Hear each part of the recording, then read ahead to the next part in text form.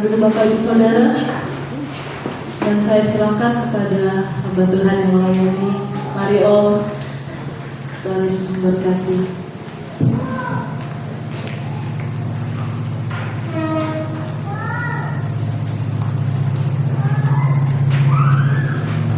Shalom saudara. Shalom. Shalom saudara. Shalom. Shalom saudara. Ya, pertama-tama kami sampaikan terima kasih buat Ibu Gembala GPDI Batu Raja. Terima kasih Tan, melalui rekomendasi Samudra Sembiring. Ya, jadi kami kemarin ada arisan disuruh dipercaya melayani arisan Silai Sabungan di Batu Marta, ya. Jadi kami sampai di sini, ya. Jadi terima kasih Tan buat kepercayaannya dan juga semua staf pengembalaan di tempat ini. Saya perkenalkan dulu diri saya. Saya hamba Tuhan Marga Sembiring, ya, Marga Sembiring, dan istri saya guru Tionghoa sebenarnya. Kami melayani di Palembang, ya, di Kenten Laut. Ya. Jadi kami melayani di Kenten Laut. Dan anak saya ada 3, 2 laki-laki dan 1 perempuan. Ya. Jadi itu saja mungkin perkenalannya. Nanti mungkin lebih dalam nanti dalam firman Tuhan. Jadi kita akan melihat dulu firman Tuhan di dalam Maliaki 2 ayat 14. Hari ini saya akan sampaikan tentang keluarga, ya. Karena sebenarnya keluarga itu gereja, ya. Jadi firman Tuhan katakan, di mana 2-3 orang berkumpul, aku ada di tengah-tengah. Ya. Jadi kalau keluarganya sudah baik, keluarga akan menjadi berkat, membawa keluarga-keluarga yang lain. Amin. Amin. Maliaki pasal 2 ayat 14. Biasa kalau tempat kami panggil berdiri, kita akan baca bersama-sama dengan hitungan ketiga. 1, 2, 3 ya. Dan kamu bertanya, oleh karena apa?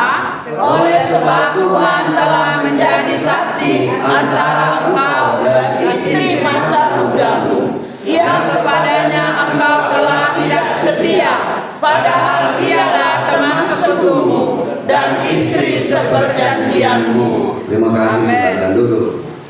Saudara, dikatakan tadi dalam firman Tuhan, istri itu adalah seperjanjian kasih karunia, ya, dalam keluarga kita. Artinya bahwa melalui istri lah, melalui keluarga lah kita diberkati, ya. Saudara, itu sangat penting, saudara. Karena banyak keluarga-keluarga tidak langgeng, ya, tidak bersukacita, ya, karena konsepnya salah, ya. Konsep keluarga, konsep pernikahan salah. Saya pun belum tahu kebenaran ini dulu. Ya, saya sering-sering bertengkar dengan istri saya. Saya tidak tahu apa saya dalam keluarga, tidak mengerti, ya, secara dunia.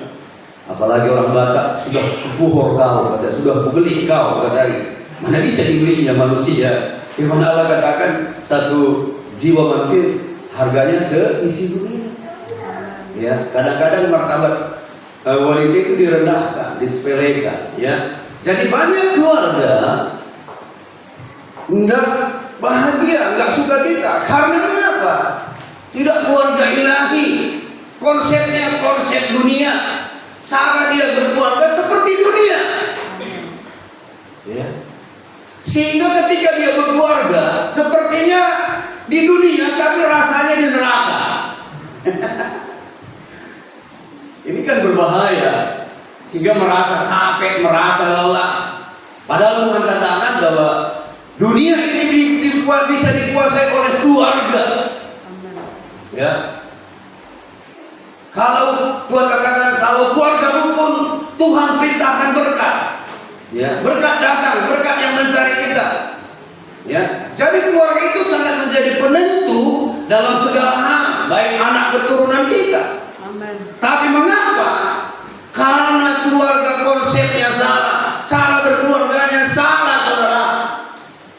Mungkin kalau dia berpesta, mungkin miliaran keluar saudara, tapi besok-besok ya sudah cerai katanya. Ya, sudah cerai katanya. Jadi saudara, banyak saudara, keluarga, apapun sama terus. Ya, jadi saudara, Tuhan rindu saudara. Apa itu pernikahan? Mungkin saudara, aku sudah tua, aku sudah banyak makan garam, katanya saudara. Tapi saudara, Tuhan ingin kita bahwa sesuai dengan konsep firman Tuhan. Amin. Kok adat itu tidak salah saudara, tapi kadang adat itu tidak sesuai dengan firman Tuhan, ya, sehingga keluarga-keluarga itu tidak bahagia, tidak damai saudara, cekcok melulu saudara, bertengkar melulu saudara. Ya. Karena mengapa? Iblis ingin menghancurkan keluarga, ingin menghancurkan gereja melalui keluarga-keluarga saudara. Amin. Ya. Iblis mau menghancurkan itu saudara, sehingga anak-anak menjadi anak-anak yang berantakan saudara. Jadi hari ini kita akan belajar bagaimana saudara supaya keluarga kita seturut dengan Tuhan atau keluarga ilahi saudara. Saudara, yang pertama, apa itu arti pernikahan? Ya. Mungkin kita sudah berkeluarga lama, tapi kita tidak tahu apa yang artinya pernikahan sesuai dengan firman Tuhan. Di dalam Maliaki 2 ayat 14 tadi katakan, pernikahan adalah perjanjian ilahi. Jadi kalau kita sudah berkeluarga, kawin itu, bahwa kita berjanji dengan Tuhan, bukan dengan manusia, bukan dengan pendeta saudara. Kita berjanji itu dengan Tuhan. Jadi kalau kita melanggar saudara, ada akibat-akibatnya saudara. Karena mengapa? Kita berjanji dengan Tuhan. Jadi pernikahan itu saudara, perjanjian ilahi dengan Tuhan. Artinya saudara, bahwa pernikahan itu artinya idenya Tuhan, rancangan Tuhan dalam hidup kita. Amin. Dengan siapa kita, siapa suami kita, siapa istri kita, idenya Tuhan. Ketika kita sudah berkeluarga, itulah yang ditentukan Tuhan bagi keluarga kita. Itulah suami kita, itulah istri kita. Ada orang saudara, ketika dia sudah berkeluarga, selalu ceritanya mantannya saudara. Ya, dia lebih baik dulu itu bukan jadi. Jadi dengan siapa kita ada di sini, siapa istri kita, siapa suami kita, bahwa Tuhanlah yang mempersatukan kita. Dan kita bersatu itu mungkin suami dengan istri itu banyak kali perbedaan, apalagi saudara bahwa sukunya beda, seperti saya saudara dengan istri, dia orang Cina, saya orang Batak. Itu berbeda sekali saudara. Jangankan soal apa, makanannya saja berbeda. Kalau orang Korea itu cukup makan asin, tumis-tumis cai-cai sudah. Kalau orang Cina bisa 5 macam makanannya macam. Jadi bisa gara-gara makanan nggak cocokan saudara. Banyak lagi. Tapi saudara, kalau kita melihat dalam firman Tuhan saudara, bahwa kita harus inilah ditentukan Tuhan, inilah dirancang Tuhan, idenya Tuhan, kita bisa ketemu. Ya, kita bisa dengan siapa? Itulah yang terbaik, itulah yang ditentukan Tuhan, itulah rancangan Tuhan, idenya Tuhan bagi kita. Kita bisa menerima. Suami dan istri menerima, oh inilah jodoh yang diberikan Tuhan, dipersatukan Tuhan dengan saya. Dan kita berjanji itu sama Tuhan. Amin. Amin. Sama Tuhan. Inilah yang terbaik. Inilah yang pas. Pilihan Tuhan tidak pernah salah, pasti tepat. Cuma kadang-kadang pilihan Tuhan itu mungkin berbeda dengan kita, lain dengan kita, tapi itu yang terbaik. Ya. Kalau saudara pilih yang lain, itu maka ada orang tinggalkan yang pilih bukan tambah baik. Saya sering tanya saudara, kawin kedua itu lebih sulit. Walaupun mungkin mati istrinya, lebih sulit katanya. Jangan coba-coba. Lebih sulit, lebih susah. Ya. Jadi saudara, ketika kita ketemu dengan istri dan suami, itulah yang terbaik. Ya. Dan jangan saudara harap bahwa dalam keluarga itu baik-baik saja. Jangan saudara lihat, oh pokoknya keluarga itu nggak ada masalahnya saudara. Nggak ada keluarga yang tidak ada menghadapi masalah saudara. Ya, enggak. Artinya kita harus kuat. Kalau kita hidup dalam perempuan kita kuat. Karena saya katakan tadi, perbedaan antara laki-laki dan perempuan itu berbeda. Kalau laki-laki itu egonya sangat tinggi, apalagi belum tahu menang sendiri, menang dewe. Nanti kalau cerita pokoknya dibuka dia tetap benar, sudah salah tetap benar. Ya pokoknya tahu yang salah, pokoknya tahu yang salah, istri tetap salah. Kalau suami itu kan susah ngaku salah. Saya itu orang yang begitu, nggak mau salah, pokoknya benar. Karena mengapa? Kalau ngaku salah, gengsinya tinggi, merasa direndahkan. Akhirnya ribut dan ribut. Ya kalau salah ya pasti, kalau apa sebenarnya penyebab masalah dalam hidup kita itu dosa, kesalahan. Kalau kita salah pasti ribut. Tapi kalau benar pasti tidak ada masalah. Itu maka firman Tuhan katakan, kebenaran itu akan memerdekakan kamu. Kalau kita benar, kita aman, kita damai. Yang percaya katakan amin. Haleluya. Itu perlu kebenaran itu kita perlu. Amin. Kalau wanita itu kan pakai perasaan, dia mudah menangis. Ya, itu maka istri itu jangan dibentak, langsung dia nangis. Kalau ada suami-suami suka bentak istrinya, ya itu normal. Ya karena dengan istrimu lah kamu diberkati. Amin. Kenapa susah berkatnya? Ya, bentak-bentak saudara. Karena begini, dalam keluarga ini begini ya. Apa yang diperbuat suami itu diperbuat istri. Ada istilah di Priasdani begini, kalau suaminya batu, istrinya jadi baja. Tapi kalau suaminya lembut, istrinya 4 kali lembut. Ya pilih aja. Kita kok keras ini ya, suaminya keras, dia semakin keras. Amin. Amin. Karena suami ini adalah kepala. Ya, kepala dari suami adalah Kristus, kepala dari istri adalah suami. Ini tidak bisa dibantah ini.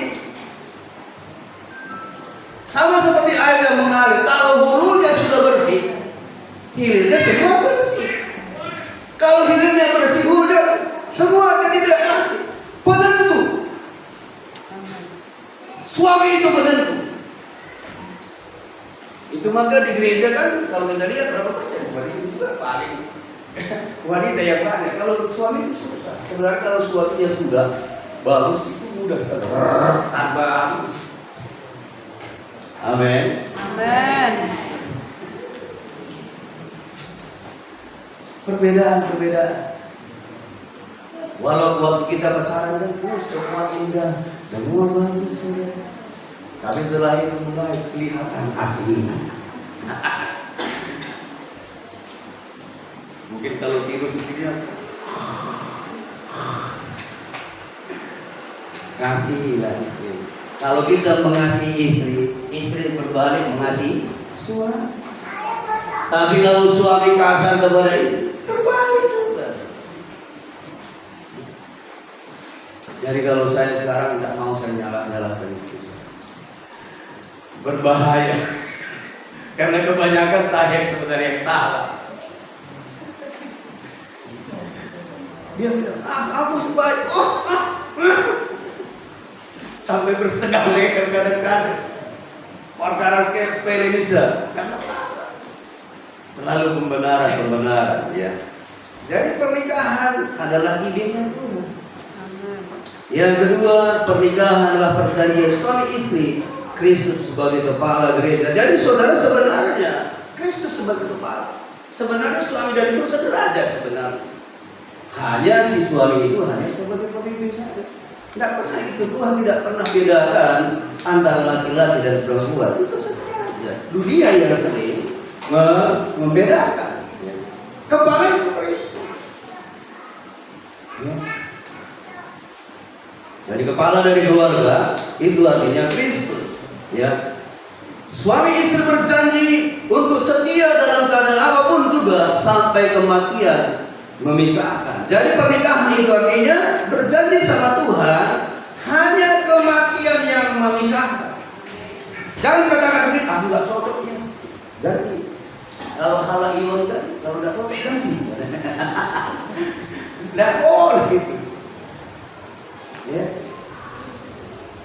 sampai mati. Artinya bahwa ketika kita membentuk satu keluarga, bukan artinya semua baik-baik saja. Akan ada masalah-masalah yang kita ada, ujian-ujian. Harus kita terima itu. Ada proses-proses dalam pernikahan kita. Ya, ada proses. Ya, jadi pernikahan sampai mati, sampai mau. Ya, jangan pernah mikir-mikir ya, pokoknya sampai mati, sampai mau. Ya. Jadi itu yang pertama, artinya pernikahan itu adalah perjanjian kita dengan itu artinya.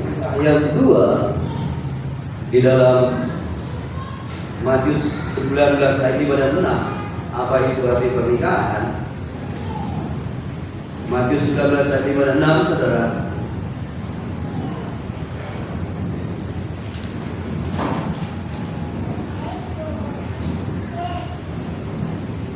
Saya akan baca firman Tuhan.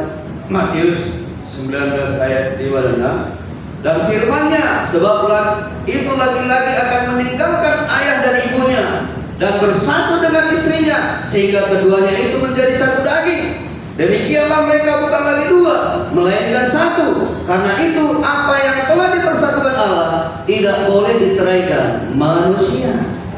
Amin.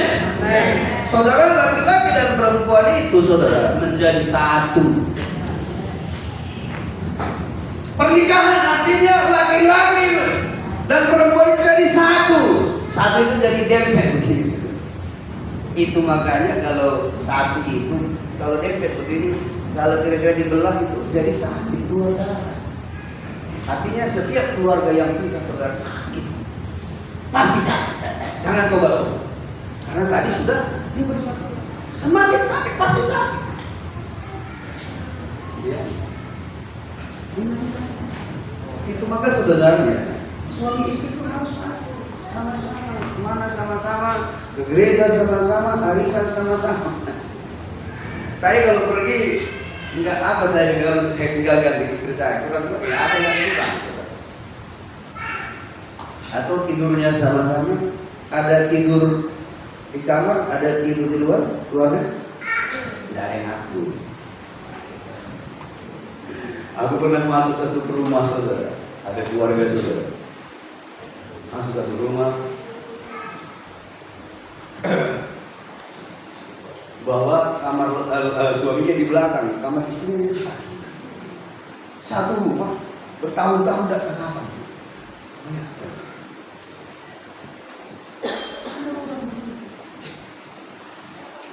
Bisa sudah. Kalau saya nggak ngomong sekali saja lamanya, nggak bisa. Bukan dalam hati saya sempurna, nggak bisa. Masih ada. Apalagi nggak sama tidur. Kalau suami istri nggak tahu ya, nggak tahu. Satu sudah. Ada juga orang berdoa, saudara. Suami istri, suaminya di kamar, istrinya di luar, atau sebaliknya. Sama-sama berdoa, nggak bisa. Nggak satu. Tuhan katakan pernikahan itu menghayati kesatuan. Amin. Jadi kalau kita membentuk keluarga satu dengan dia, itu makanya kalau kita sakiti istri kita, sebenarnya kembali kepada kita sedang disakiti. Ya, kembali. Itu maka jangan pernah sakiti. Berkati istrimu, sayangi istrimu. Jadi keperluan istri itu sebenarnya mudah, diperhatikan, diterima kasih. Jangan kalau sudah dibuat kopi, ya tahu kan sih, kasih udahlah. Harus juga berterima kasih. Lalu dikasih kopi, terima kasih mam. Belajar ngomong itu tidak kasar. Saya juga masih belajar. Tidak mudah, saudara. Panggil sayang, panggil mami, saudara. Istri itu saudara. Kalau kita begitu langsung keluar air panas, saudara, mandi setiap hari. Disayangi, itu berbalik kepada kita. Diperhatikan istri, Istri itu kalau nggak diperhatikan dari saya, nanti uang terus jadi masalah. Mana uang, mana uang, mana uang. Sebenarnya bukan itu. Suami nggak perhatikan istri. Ya, perhatikan saya istri. Dan anak-anak jadi senang. Ya. Jangan kalau mati masuk ke mall saudara, tinggalkan istri, dia istri orang. Kalau laki-laki itu sebenarnya saudara, 95% otaknya di seks, saudara. Itu laki-laki memang kuadrat, kalau belum mengenal. Pokoknya berbahaya kalau laki-laki itu sendiri, saudara. Jadi pernikahan itu adalah menghayati kesatuan, kesehatian. Hayati aku dengan istri saya harus satu. Kalau tidak satu, saudara, karena dalam tubuh kita ini kan manusia ini terdiri berapa, saudara? Ada tubuh, ada jiwa, ada roh. Jadi kalau suami istri itu harus disatukan. Kalau nggak satu, saudara, beli goreng sehari nanti bermasalah. Jangan ganti murah, beli rumah. Satu bilang goreng pisang, satu bilang bawah. Selalu, pokoknya kalau ngomong itu nggak pernah ketemu karena nggak satu. Selalu berbeda. Dan ingin iblis memecah-mecah kita. Ya. Karena apa? Tidak sehati, tidak satu roh.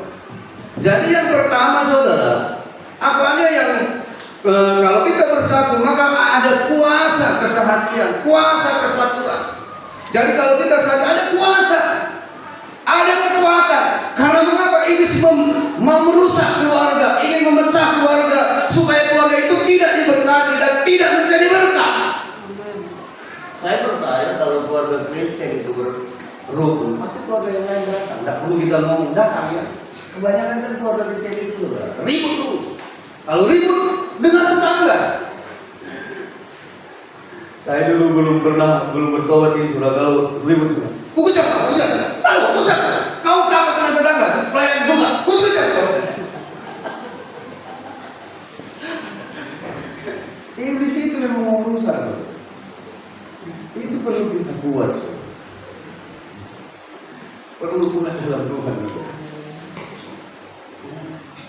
Kalau kita bersatu, iblis tidak mampu mengacaukan. Mari hayati kesatuan, mari hayati kesehatian. Karena iblis tidak mau kita roboh. Sebenarnya tidak ada yang salah di situ. Tapi iblis mau menggocok keluarga kita supaya kita tidak jadi berkah. Karena sebenarnya keluarga itu adalah gereja. Kalau sudah keluarga rusak, pasti ke gereja pun di bawah-bawah itu. Ribut di rumah, ribut di gereja. Kan begitu. Di Punguan juga ribut juga di situ. Di masyarakat juga ribut. Ya kadang ini keluarga ini adalah. Jadi yang pertama yaitu bahwa satu roh. Suami istri satu roh. Bagaimana supaya kita bisa satu roh? Buat mesbah keluarga. Amin. Suami istri harus sama berdua setiap hari. Tolong aku berkami aku. Tapi kan itu nggak mudah dilakukan. Berdoa setiap hari suami istri sama-sama berdoa. Datang sama Tuhan berdoa sama-sama, saudara. Kadang kalau sudah diajak berdoa, kadang-kadang jadi berkelahi bukan tambah baik. Itu makanya mulai saling menerima, saling membutuhkan. Ya, jangan benang-benang itu maka kasih istri saja mengasihi, saudara. Iblis berperan dalam. Iblis tidak mau kita sehari. Iblis tidak mau kita berdoa bersama-sama. Berdoa sama-sama. Saya percaya apapun masalah kita, pergumulan kita, kalau sudah suami istri berdoa, pasti mujizat terjadi. Yang tidak mungkin menjadi mungkin. Tidak ada yang mustahil. Ini sebenarnya maunya Tuhan dalam keluarga kita. 2-3 orang. Apapun kamu minta. Jadi besar kuasanya, dahsyat saudara. Jadi saudara, Tuhan ingin kita Coba saudara pakai. Ya. Sama-sama melayani Tuhan, datang ke Tuhan. Dukung, kalau siapa yang melayani dukung. Jangan ya kau bekerja terus, melayani terus. Dukung, saudara. Kalau suaminya semangat dukung, istri semangat, akhirnya sama-sama. Sama-sama. Ya. Kalau sudah suami istri baik, anak-anak sudah. Kenapa anak-anak bertengkar? Pasti suami istri baik. Ada orang katakan, Mami, kalau kita bertengkar, jangan lihat anak-anak. Bisa orang tidak bisa lihat. Tidak bisa. Sebenarnya anak-anak contohnya orang tuanya, saudara. Orang tuanya kebun binatang disebut semua binatang, setan tahu gitu. Oh anak ini ngomong setan sih, ya, itu pasti saudara. Dari orang tuanya didengar ya saudara. Itu di sana itu di Genter Laut di sini enggak.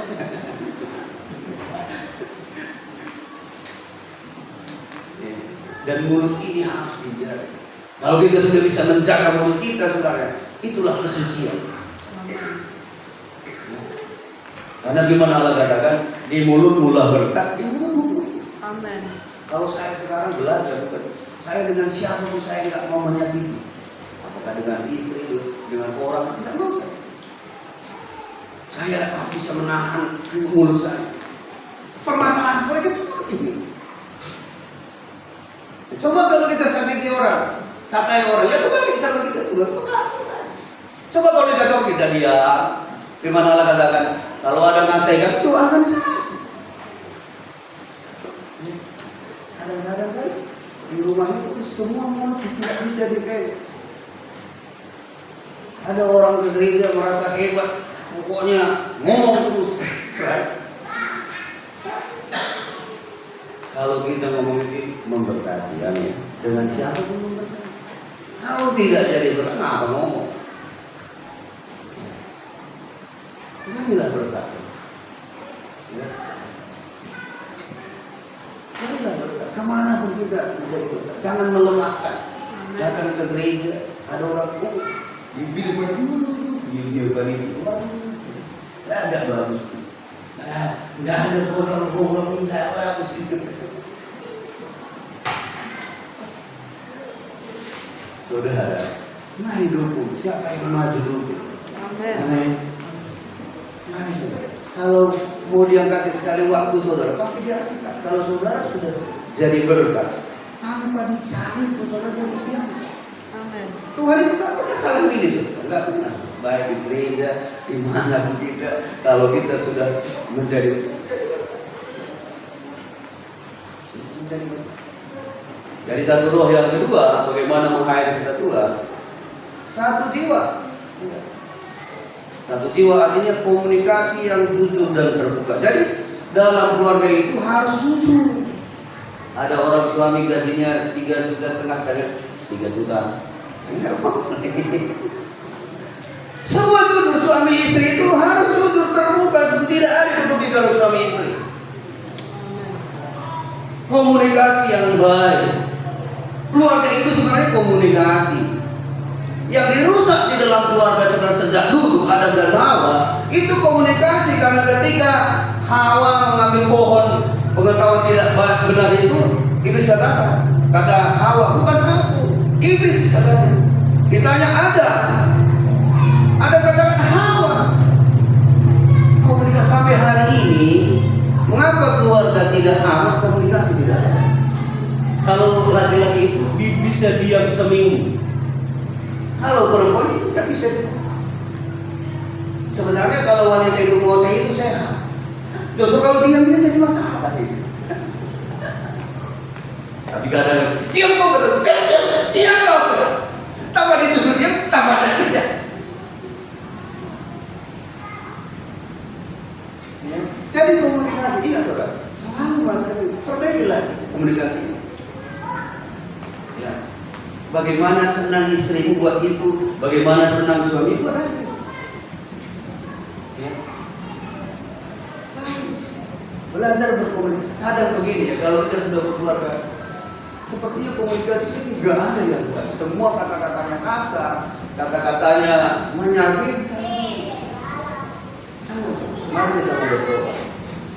Mari kita perbaiki cara kita bercerita, cara kita ngomong, komunikasi yang jujur dan terbuka. Ada orang saudara dia bantu orang tuanya, nggak tahu istrinya. Ya, bukan soal banyak dan kecil. Apakah salah kita bantu keluarga kita yang jauh? Tapi harus kasih tahu sama istri. Karena sekali waktu pasti tahu. Amin. Ketika tahu, kau udah kasih tahu ya? Kau. Saya istri saya kali salah cuma saya, tidak aku kasih tahu. Dan kok nggak langsung aku kasih tahu? Kok baru kok begitu? Haleluya. Amin. Haleluya. Amin. Harus jujur dan terbuka. Ya, itu yang dirusak oleh virus. Amin. Hal-hal kecil bisa jadi masalah besar. Ya. Itu di pernikahan. Apalagi yang satu, seks dan kemesraan. Ya. Jadi itu juga kebutuhan saudara. Banyak keluarga-keluarga bermasalah. Dan mesra, suami istri itu harus mesra. Ya. Kalau orang Batak itu susah mesranya gitu ya. Tapi harus kata firman kan, mesra. Digandeng istrinya. Ada orang saudara, istrinya di belakang, digandeng.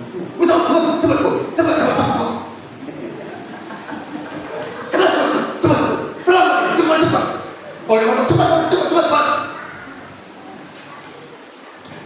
Aturan cepat saya.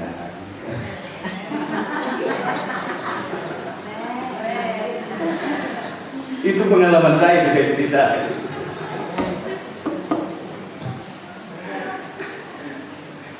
Harus mesra. Mari mesra. Dan saya pun masih belajar.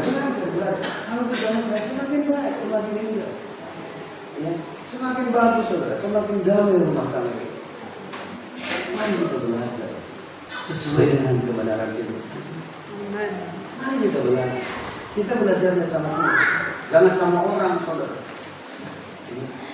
Ya, sama firman Tuhan. Kalau firman Tuhan kita lakukan, pasti kita lebih baik, lebih indah. Itu yang bisa menolong keluarga kita. Mungkin kita udah capek selama ini berkeluarga, saudara. Capek. Kalau kita tidak dalam diri capek, saudara. Capek. Hanya firman yang menolong kita. Amin. Mari kita menjadi pelaku firman setiap kita. Amin. Ya, melayani Tuhan. Apalagi satu melayani Tuhan. Yang selanjutnya itu satu keuangan kita. Jadi dalam keluarga suami jangan ada uang suami, ada uang istri. Ya. Mungkin dua-duanya bekerja atau dua-duanya uang suami berbahaya, uangnya harus ada. Ya. Siapa yang megang? Kalau Alkitab katakan nggak ada harus istri, nggak ada harus suami. Yang bisa dipercaya. Ada kan orang kalau dipercaya ada yang boros. Ya. Yang bisa dipercaya, yang bisa ngatur uang, apakah istri, apakah suami, uangnya harus satu. Jangan ada uang istri, ada uang suami. Pernikahan itu tadi katakan menghayati kesatuan, uangnya pun harus satu. Ya. Mau diberkati Tuhan, amin. Amin. Uangmu harus satu, saudara. Ya, pasti diberkati Tuhan. Kadang-kadang uang ini menjadi masalah. Uang ini juga menentukan iman kita. Orang kalau belum jujur uang, imannya juga nggak jujur. Amin. Saya katakan sama Tuhan, kalau jemaat belum kasih perpuluhan, imanmu belum sempurna. Uangnya nggak mau dikasih, saudara. Uang menentukan, saudara. Jadi uang itu harus disatukan. Ya nanti kalau perlu ya minta, pokoknya harus ada. Sangat fatal sekali kalau uang kita nggak sah. Iblis bekerja melalui uang. Jadi keluarga itu menghayati kesatuan, termasuk uangnya satu, dompetnya satu. Yang terakhir saudara, yang ketiga, pernikahan adalah mengemban tanggung jawab saudara. Efesus 5 ayat 33. Jadi ada tanggung jawab suami dan istri.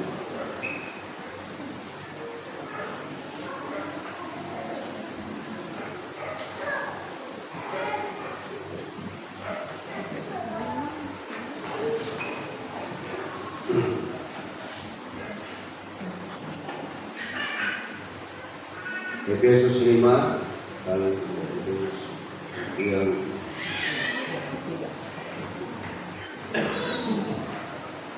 ya Efesus 5 33 saudara. Efesus 5 ayat 33.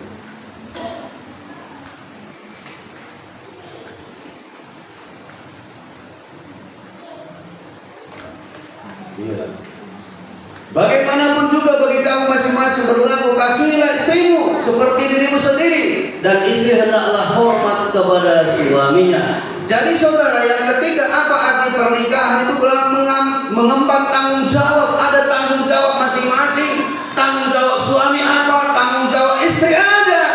Atau peran suami ada, peran istri ada. Ya. Jadi yang pertama, tanggung jawab suami adalah memimpin dan mengasihi. Jadi suami itu harus memimpin. Amin, suami-suami. Walaupun kan suami harus jadi pemimpin. Pimpinlah istri dan anak-anakmu. Ya, ada suami sudah anak nakal, mam kaulah ini, mam kaulah ini. Semua disuruh istri. Yang mengatur, yang memimpin suami. Ada di sini yang memimpin istrinya. Nah, ini berbahaya. Ini namanya rumah tangga yang terbalik. Itu makanya setan bekerja di situ. Anak-anak jadi nakal, anak-anak jadi pemberontak. Kenapa kadang-kadang istri ambil alih? Karena suami tidak memimpin. Dilihat yang istrinya peletak-peletot, enggak berperan. Suami itu harus memimpin dan mengasihi, pimpin istri dan anak-anakmu. Laki-laki itu jadi pemimpin. Kalau enggak, diambil alih oleh istri. Berbahaya. Keluarga yang terbalik. Suami-suami jadi takut istri. Iblis yang menyerang keluarga. Ya. Dan kasihi, kadang mengapa istri kita tidak mau dipimpin? Karena kita tidak sayang kepada dia. Tadi dikatakan tanggung jawab suami itu memimpin dan mengasihi. Coba kalau dikasihi, disayangi, nurut. Tapi kalau kita tidak dikasihi, itu maka dia tidak mau nurut dengan kita.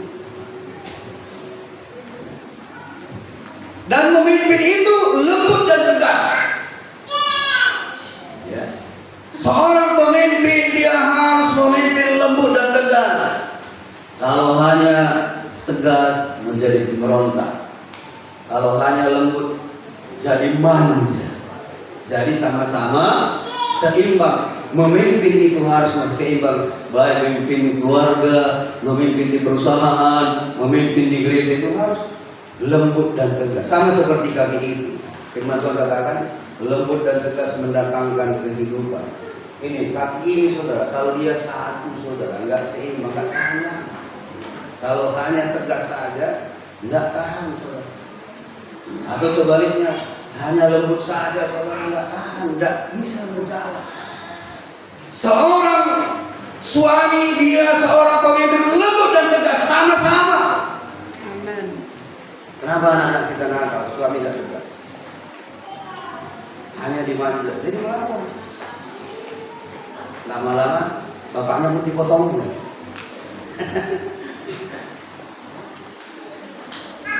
Istri saya dulu gini, kau takut dengan anak kau? Kau takut ya? Ini benar tuh, gara-gara itu. Sakit takut sadaan. Ya. Harus memimpin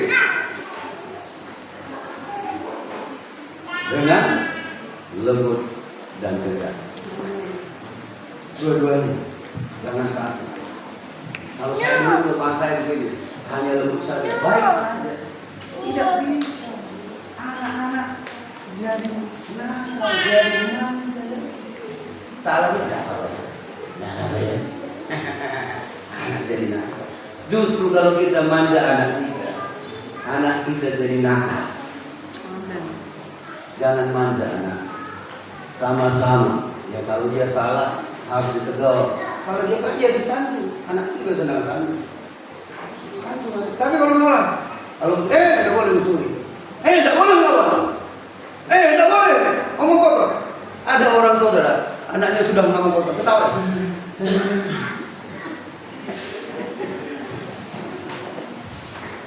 Jangan. Suami itu harus memimpin bergerak. Istri itu tanggung jawabnya tunduk dan hormat.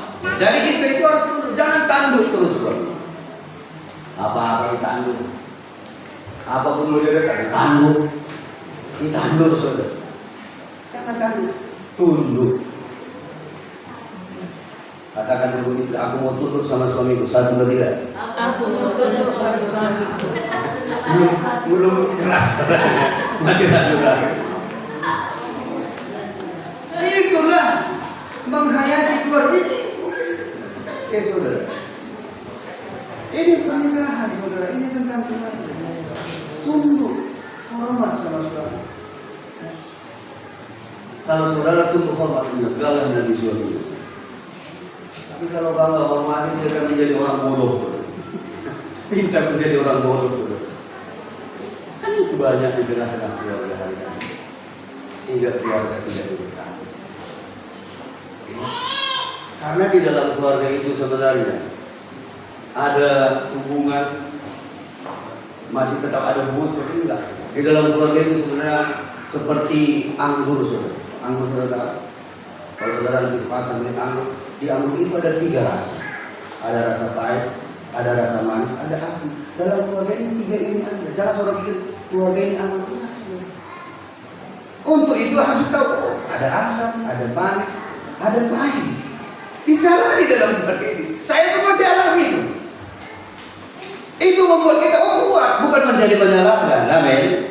Tidak kita salah. Kita kan ini baik-baik saja, suamiku baik-baik saja. Tidak. Asam, manis, pahit, jalannya.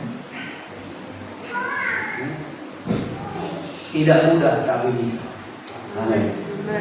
Tidak mudah. Kadang suami istri itu begini, kelihatannya baik-baik, tapi kalau ngomong saudara, komunikasinya tidak baik. Ada orang berbicara nggak bisa lagi baik ngomong. Pokoknya kalau mulai tidak baik, pokoknya saling menyerang, nggak mau, saling menyalahkan, saling menyakiti. Mari datang sama Tuhan. Engkau akan kuat, engkau akan bisa memberkati. Mulailah sekarang berkati istri matinya dengan kata-katamu, bangun dia. Demikian juga istri bangun suami dengan kata-kata yang baik. Apa yang menyumbangkan suami itu istri itu ya? Ya. Maka anak-anak kita akan menjadi anak yang baik. Karena mengapa dia mencontoh kita, melihat kita setiap hari setiap saat. Inilah firman Tuhan saya sampaikan. Tuhan Yesus berkati kita. Shalom. Kami undang mulai untuk musim masuk ke depan, kita akan angkat satu pujian. Kasih-Mu melayakkan seluruhnya. Kita sama-sama kami berdiri. Kita renungkan firman Tuhan. Firman Tuhan pasti memberkati